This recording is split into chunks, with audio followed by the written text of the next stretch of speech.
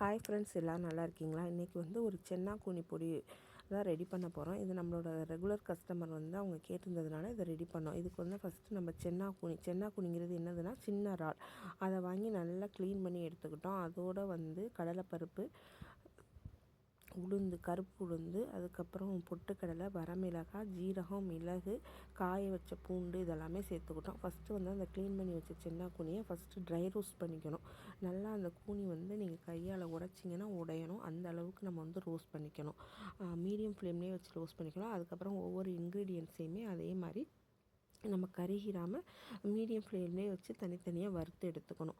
இப்போ வந்து இந்த சென்னா கூனியில் வந்து கால்சியம் அதிகமாக இருக்கிறதுனால ரெகுலராக வந்து நீங்கள் வந்து இட்லிக்கோ தோசைக்கோ இல்லை சாதத்திலே போட்டு பிசையும் போது உங்களுக்கு கால்சியம் வந்து நம்மளுக்கு ஒரு வகையில் அது கிடச்சிட்டே இருக்கும். அதுக்காக தான் இதை மெயினாக அவங்க வந்து ரெகுலராகவே நம்மள்கிட்ட பர்ச்சேஸ் பண்ணிக்கிறாங்க.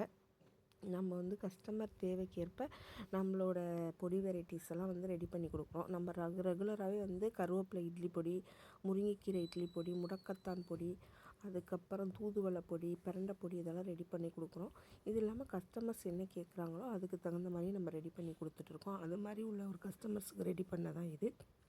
ஜீரகம், மிளகு, அதே மாதிரி நான் பூண்டு வந்து ட்ரையரில் போட்டு காய வச்சு எடுத்து வச்சுருக்கேன். உங்கள்கிட்ட ட்ரையர் அது மாதிரி இல்லை அப்படின்னா நீங்கள் லேசாக எண்ணெய் ஊற்றி அதுக்கப்புறம் வந்து நீங்கள் என்ன பண்ணலாம் அப்படின்னு பார்த்தீங்கன்னா பூண்டை வதக்கிக்கலாம்.